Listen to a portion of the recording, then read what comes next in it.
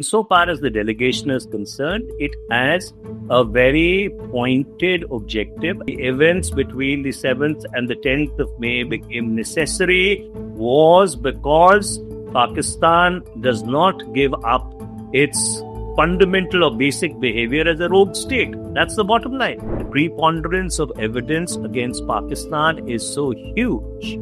After all, Osama bin Laden was not caught in Allahabad. He was caught in Abbottabad. Those are incontrovertible facts. The nuclear shield cannot be used as an instrument of blackmail.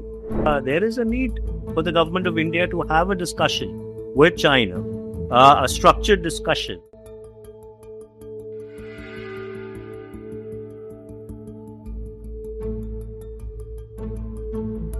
Operation Sindoor is now moving to the realm of diplomacy, and several all-party teams will soon be knocking on the doors of various world capitals.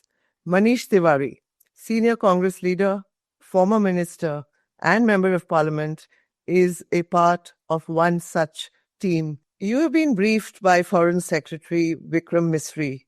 What is the core message that you are carrying to Qatar, Egypt, and the other countries that you're visiting? What are the points that the government wants highlighted?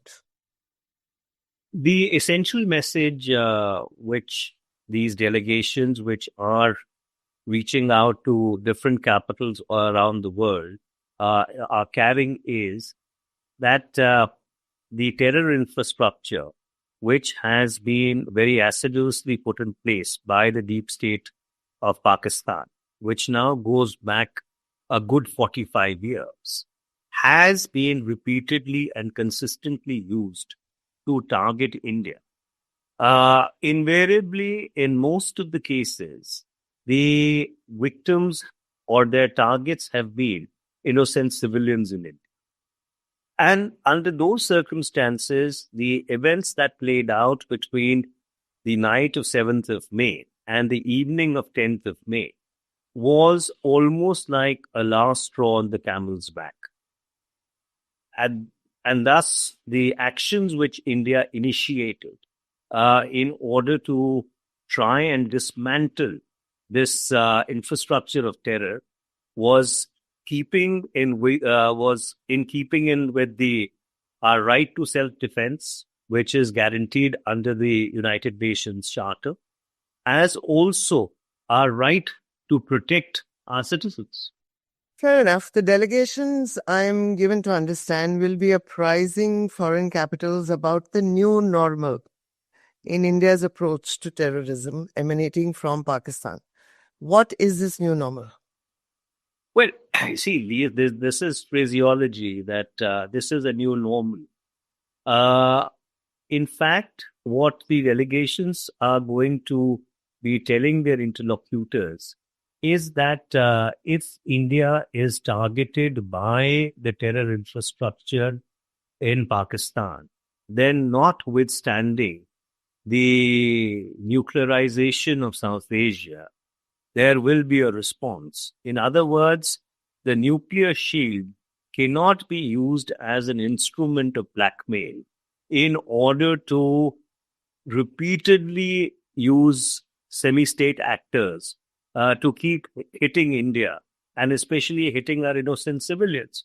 So if you would like to extrapolate it and call it a new normal, that the nuclear blackmail which Pakistan relies upon, essentially as some kind of a guarantee that India will not retaliate effectively because there is an escalation, and once you are on an escalatory ladder without any off-ramps, then things can gain a momentum of their own. So that approach of Pakistan is no longer going to work. If there is a terror outrage, there will be an appropriate response using conventional means. The moot question, however, Manish Tewari, is has this message sunk into Pakistan as well as the non-state actors who work as the deep state's proxies? I mean, you said it's been going on for 45 years. Where is the guarantee that there will not be another attack? Well, there are no guarantees, Harinderji. Ultimately, there are no guarantees. If you were to say that a retaliation puts enough fear of God into them that they do not go down that same path again, I think we would be really living in a fool's paradise or cuckoo's land were we to assume or imagine that because of one retaliatory strike, whether it was in 2019 in the case of Balakot or post Pahalgam, is going to bring an end to all terror attacks. I don't think that's really a strategic calculation which any reasoned set of decision makers would make. Essentially, what India is trying to tell the world, and I think tried to tell Pakistan through those strikes which took place between the 7th and the 10th of May, that if you use your semi state actors, be prepared for a conventional response. If it gets escalatory, the onus is on you. But it keeps getting escalatory. You had Uri, then you had Pulwama, then you had Pahalgam. And let's look at what's happening in Pakistan. General Munir, the army chief, is now the field marshal. He has shored up his image after the military escalation between India and Pakistan, what we saw between May 7 and May 10. He's actually managed to shore up his own image. Well, has he really managed to shore up his own image? The jury is out on that. And whether this promotion to field marshal is really a lot of bravado, trying to cover up for what essentially has been very effective punishment which has been meted out to the Pakistani deep state, are really matters of conjecture. Or is it preparation for another coup d'etat that Asim Munir has been promoted to field marshal? So therefore, notwithstanding what the internal dynamics in Pakistan are, I think what's been concerning people and decision makers in India, now going back many decades, that how do you effectively try and deal with the scourge of semi-state actors, which are financed, resourced, trained, equipped, and then sent across the border by Pakistan? Do you use non-conventional means or do you use conventional means? And I think somewhere that dilemma has been clinched very effectively in the case of Pahalgam, where the retaliation was of an order that it was not a one-off. It went on for 3 days. Yes, obviously, Pakistan also retaliated. So when you have an escalatory situation, to expect the adversary not to retaliate would actually be foolish. But the escalation has to be factored in, yes. So, but what needs to be what is the nimble trick in this? And this is called the escalation dynamics. That you should know as to at what point in time you need to de-escalate. Because obviously you do not want escalation to gain its own momentum. After your tactical objectives have been achieved, it is then in your interest to see that there is a de-escalation on your own terms. And therefore, in this particular case, the call which was initiated by the Director General of Military Operations in Pakistan, first at 12 noon and then at 3:30 in the afternoon, effectively allows one to conclude that the de-escalation happened on India's terms. Well, I beg to differ on that because the fact, and let's call a spade, the ceasefire was brokered by US President Donald Trump. He has tweeted about it not once, but multiple times. And the US did play a role. I mean, surely you will concede that point. Well, you see, in any crisis situation, especially between two de facto nuclear weapon states, other principal stakeholders in the world are talking to both sides. So therefore, this is a given now going back to the Gates mission of 1990. It happened when Pakistan got paranoid about Indian mobilization in the Western deserts uh, in the May of 1990, and then started flashing the N word, which prompted Robert Gates, who was then Deputy National Security Advisor to the United States of America, serving President George Bush 41, to actually fly in from Moscow, where he was assisting the Secretary of State to prepare for a summit between Mikhail Gorbachev and George Bush 1. Then again during Operation Parakram. And you've written about it very extensively, right? That when Operation Parakram happened, and during Operation Parakram, when the Kalchuk incident took place, there were two escalatory peaks, what is called the Twin Peaks crisis. In both instances, you had this back channeling take place. Then similarly, you had back channeling in 2008 after Mumbai. You had back channeling taking place even when the Uri strikes were initiated. Even during Kargil. And during Kargil, and you had back channeling, even after the Pulwama So the difference between them and then and now is that there were people in the United States of America or in the establishment who believed that back channeling meant back channeling. In the case of President Trump, the back channeling actually means front channeling. So therefore, that doesn't suit India. It hates third-party mediation. And, the end result, if I may point out, is that India and Pakistan have gotten hyphenated once again. And number two, Kashmir is back on the table as an international issue. That's what was achieved. I would tend to disagree with you. See, mediation, there's a difference between crisis management and mediation. Mediation is when two parties consciously accept a third party as a mediator. In the case of India and Pakistan, India has never agreed to any formal third party mediation. It doesn't agree formally, but it agrees when it suits them. When Nawaz Sharif, let me complete, when Nawaz Sharif was called by Bill Clinton during Kargil, and Bill Clinton clearly told him that he needs to withdraw the army from the heights of Kargil, it suited us at that point of time. So, formal, informal, these are semantics. No, they are not semantics. You see, let me explain it. Now, in the case of Kargil, it is not clear even till now whether Nawaz Sharif dashed to Washington, D.C. on his own on the 4th of July, 1999, or he was called by Bill Clinton. It's irrelevant. The point is there are contested narratives on that. As I was earlier pointing out, that third-party mediation has a very specific legal connotation.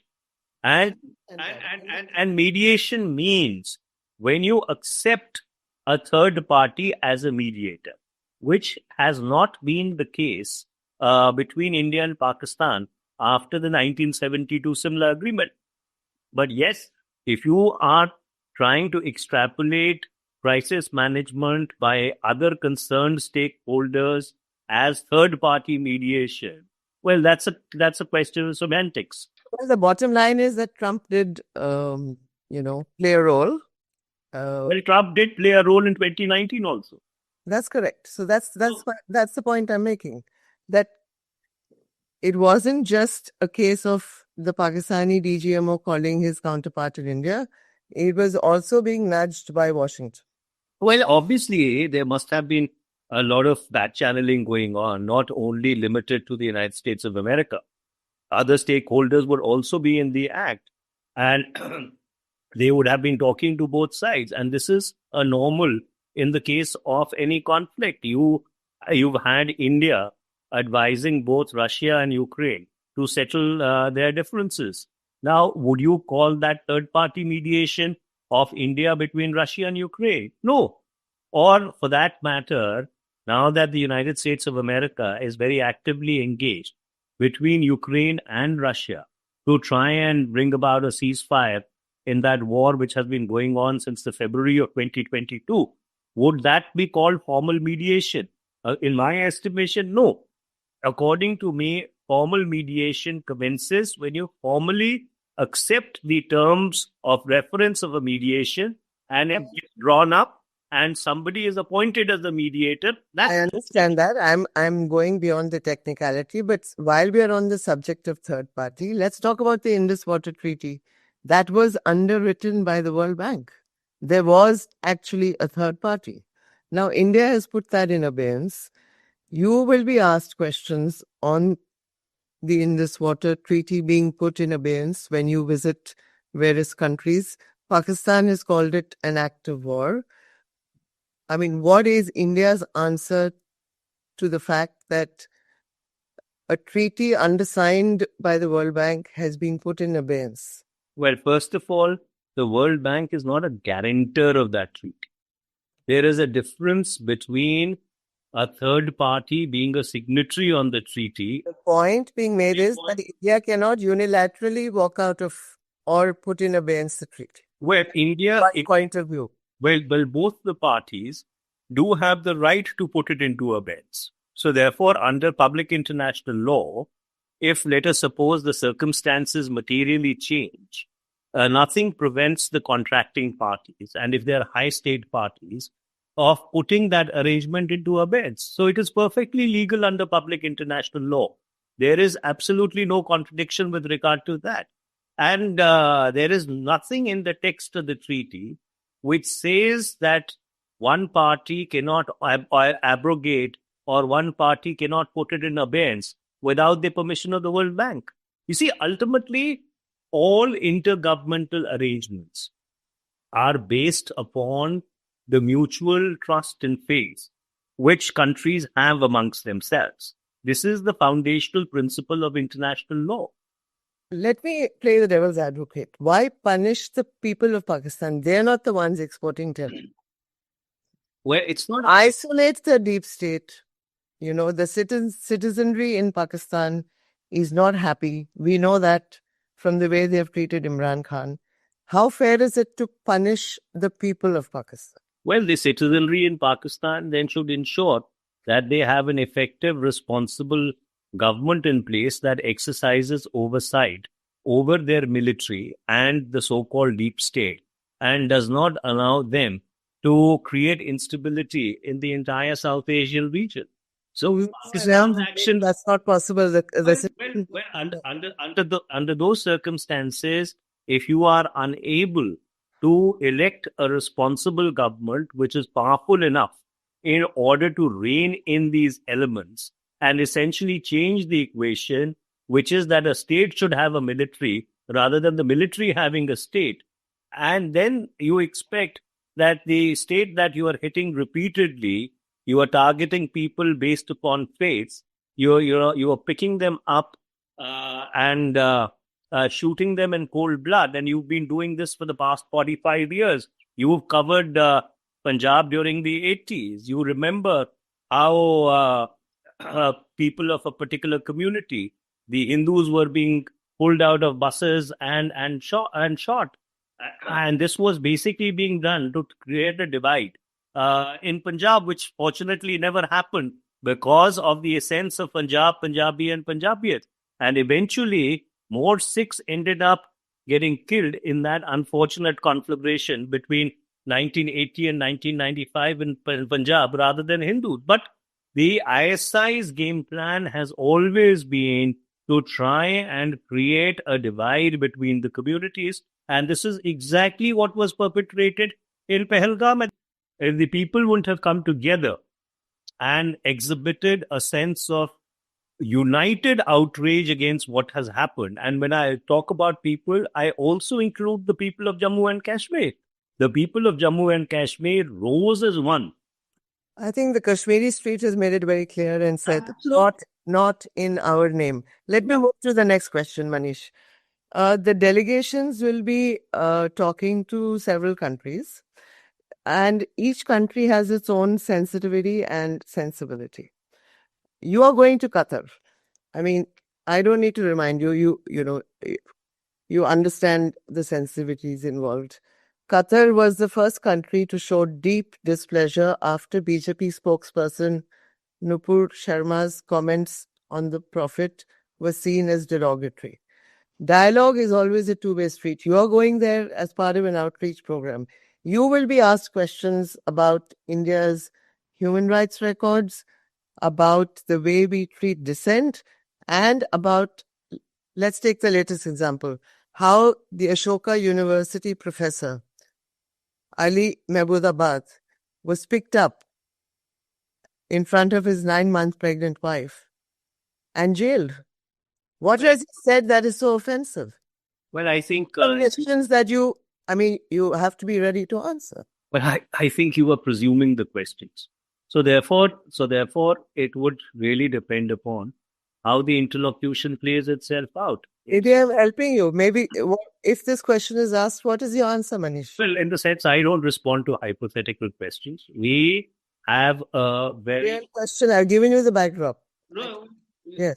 See, ultimately, this is going to be an interlocution between two sovereign nation states. So therefore, to anticipate as to what somebody else is going to say or not say is being absolutely unfair to them. So insofar as the delegation is concerned, it has a very pointed objective, and that pointed objective is to explain to global opinion that the reason why the events between the 7th and the 10th of May became necessary was because Pakistan does not give up its fundamental or basic behavior as a rogue state. That's the bottom line.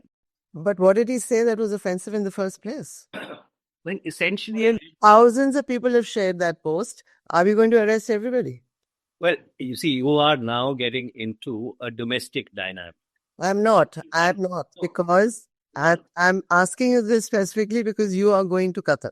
No, I refuse to be drawn into a discussion as to what could be the anticipated questions of any interlocutor in any country.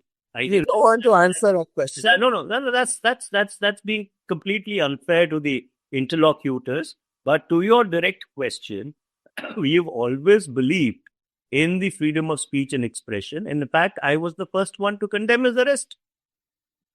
I was the first one to go on record condemning his arrest. So therefore, I don't think there's any contradiction between them. What happened to Ali Mehbudabad was a complete reversity of law. And the fact that lynchings do take place and the homes of the minority community are bulldozed, these are facts.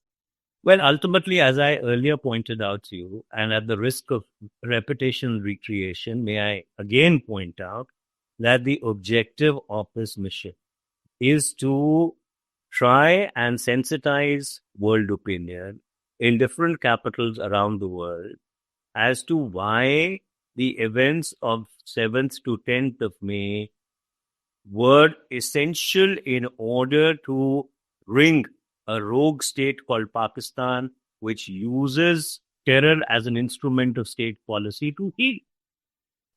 The terrorists responsible for Pahalgam have still not been arrested or killed as of now, as we record this interview.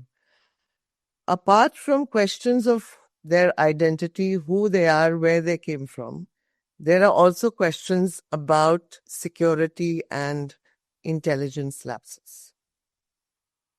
Well, none of these questions take away from the larger reality that the principal source of terror in South Asia, not only directed at India, but also directed at their Western neighbor, Afghanistan, is Pakistan. So therefore, there is a much broader context than the correct tactical questions that you ask. These questions obviously have to be answered, but these are questions which have to be asked in the Parliament of India by the appropriate stakeholders of India's democratic process.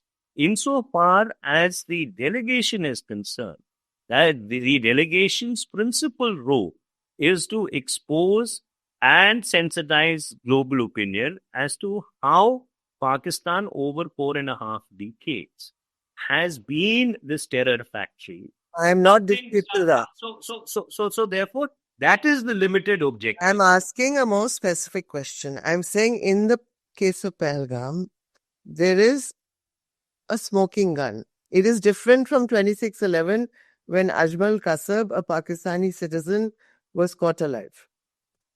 So therefore, if I were to There are certain envoys who have been briefed by the government of India and quoted in the international press saying that there is perhaps a degree, there's a lack of credible evidence to directly link Pahalgam with Pakistan. So let me reverse this question. Hypothetically, assuming Ajmal Kasab wouldn't have got caught, you mean to say that 26/11 wouldn't have been a Pakistani operation? Of course not. There was it's 1 minute in the case when there was a pile of evidence. There was the fishing trawler in which the captain was lying dead. There were satellite phones with Pakistani markings. There was a whole lot of evidence. Yeah. So therefore, let's also not forget that 26/11 played. I'm not saying Pakistan did not do Pahalgam. I'm saying the link has to be established beyond. Well, ultimately, we are not arguing in the court of law that you have to be innocent, you have to be guilty beyond reasonable doubt. We are arguing in the court of global opinion, where the preponderance of evidence against Pakistan is so huge. After all, Osama bin Laden was not caught in Allahabad. He was caught in Abbottabad. Those are incontrovertible facts. The body of evidence which links Pakistan to terror is so huge and so convincing that you can legitimately ask this question that why didn't we do this exercise earlier? I'm not questioning the fact that Pakistan exports terror, Manish Tewari. I have covered Kashmir. I have been to Pakistan. I've even been to the Lashkar headquarters. All I'm saying is, drawing your attention to, is the view within a section of the international community that there is a smoking gun in the case of Pahalgam. That's the limited. Well, you see, I do not think that there is a smoking gun. Eventually, there are 26 acts of killing which have been carried. Those 26 acts of killings would have either translated into a common FIR, most probably a common FIR or a different FIR. Eventually, the NIA will have to present a charge sheet in the appropriate court. So it was on 22nd of April, 2025, that this outrage took place. We are talking a month later. So I think the investigating agencies should be given time to really present their evidence in a court of law before we jump to the conclusion. Let's come to the reaction of the Congress party. They are unhappy with the people the government has picked. I mean, the government has picked you, Shashi Tharoor, Salman Khurshid, all former ministers, established senior Congress voices, very articulate, may I add. Isn't the Congress leadership scoring a self-goal at a time when the country ought to stay united against? I refuse to be drawn into it for the simple reason we are looking at a larger objective at this point in time. And the larger objective I have explained ad nauseum to you over the past many minutes. So I don't think it is appropriate or relevant to enter into this domain at this point in time. But suffice to say, the whole question of terror is very personal to me. So having been a victim of terror, whenever there is an incident of this kind, which convulses your soul, you obviously feel that if there is anything that you can do to expose the fountainhead of this terror or the infrastructure of this terror, you should do your bit. I mean, that's it. You're referring to your father who was riddled with bullets. So therefore, to me, the whole question of terror is very personal, and under those circumstances, if there is something which you can do, or in any manner, if you can contribute to exposing that infrastructure of terror, which India unfortunately has been at the receiving end of for the past 45 years, it's just something that should be done.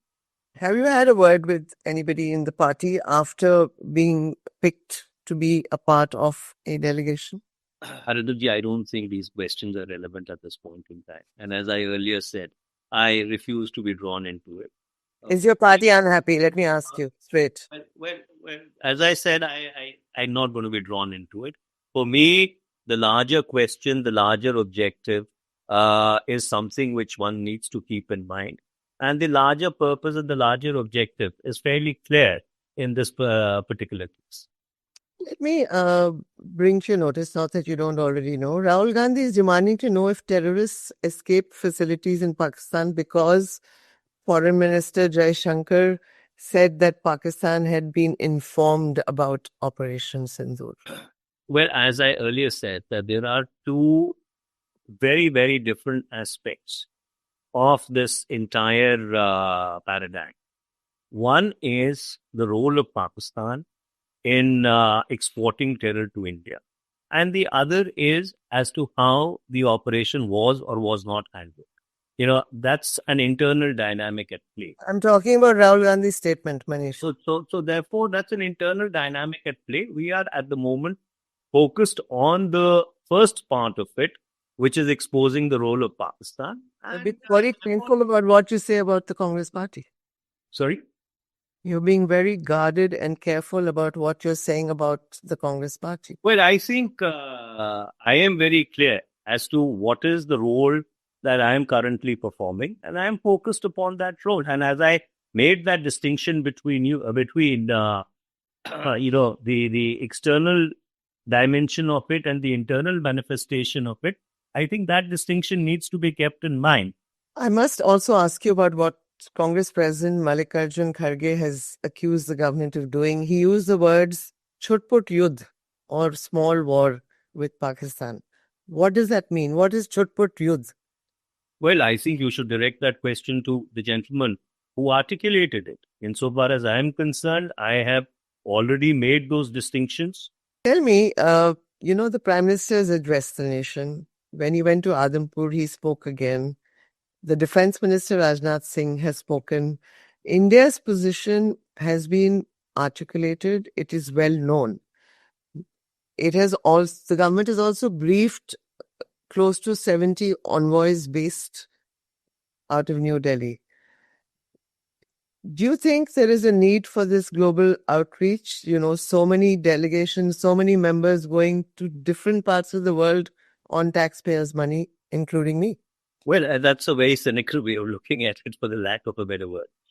And the fact is that I'm saying we know the government's point of view. Briefing envoys is one thing. Interlocuting with decision makers in the respective state capitals is another thing altogether. And I think as a state, you need to invest much, much more in this outreach at multiple levels. All developed countries and all countries which are aspiring to be great powers have multiple channels of contact. So therefore, you have the State Department or the foreign ministries who are in touch. You have the heads of state who are in touch. You have this military to military dynamic which goes on in most cases. You have a parliament to parliament dynamic which goes on, and then you have the track 1.5, 2s, 3s, 4s, 5s. So therefore, these are multiple methods of outreach. And then of course you have the political party to political party contact, right? So, and one country which does this in a very, very efficacious manner are the Chinese. And And therefore, under those circumstances, I think there is a need to actually increase the level of communication at different points of the spectrum that you had with global interlocutors in different parts of the world. I'm glad you mentioned China because that's one stop none of the teams are going to be making. And it is important to speak to China. The footprint of China is very visible in the Pakistan military stance. So therefore, that's an extremely valid question, and I think there is a need for the government of India to have a discussion with China, a structured discussion about how its support for Pakistan, which it calls a all-weather ally uh, or a friend through whatever crisis is, should not really start impacting on its relationship with India. And you're absolutely correct that there is the Chinese footprint, and you have the Pakistan and the Chinese military, which have this cooperation now going back to the early 60s. So yes, that is a very legitimate apprehension, and that's an apprehension that we need to address with the Chinese, as also with Turkey. And why not a dialogue with Pakistan, Manish Tewari? Why can't two neighbors just sit down together and talk like sensible people, sensible nations? It doesn't work. Why? I mean, should India say, okay, we're willing to talk instead of just being stuck on the position that talks can only be about terror? It doesn't work. It doesn't work. It has been tried. And the reason why it doesn't work is the humiliation of Bangladesh is writ large on the institutional psyche of the Pakistani military. And therefore, that humiliation is the impetus for this entire infrastructure of terror that they're creating. It all goes back to that meeting of 24th of January 1972, the Multan conference, which Zulfikar Ali Bhutto had then convened, where two decisions were taken. One, we'll eat grass but get a nuclear bomb, which is what led to A.Q. Khan and his nuclear Walmart. And the second was to bleed India with 1,000 cuts, which is what has led to the creation of the terror infrastructure. So what you're saying, sorry to interrupt, what you're saying is we should be prepared for more cuts. That's the reality we're staring at. Oh, absolutely. Absolutely. And so therefore, as I said, that if someone thinks that one strike is going to have a salutary impact in terms of making the Pakistani deep state change its behavior completely and transform itself. Actually, 3 strikes, but yes. But transform itself. I don't think that's a very mature strategic calculus to arrive at. Essentially, what you have to tell to the Pakistanis is that if this continues, there will be an equal and proportional reaction.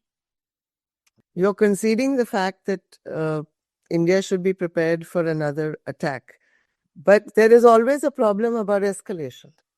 Well, as I explained to you that, if someone was to tell you that one particular retaliation or two retaliations is the panacea that is going to resolve the problem of the terror infrastructure, as I was earlier pointing out, that is not a strategically mature calculus to arrive at.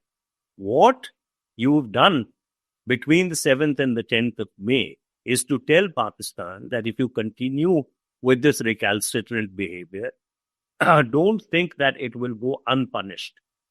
Just because you use the nuclear shield, there is space beneath the nuclear overhang. That space will be exploited in order to render punitive punishment for your actions. Fine. Now, before I let you go, let me ask my last question that might help allay the fears of the Congress party. Are you planning to switch sides? Any plans to join BJP? It's a nonsensical question. So therefore,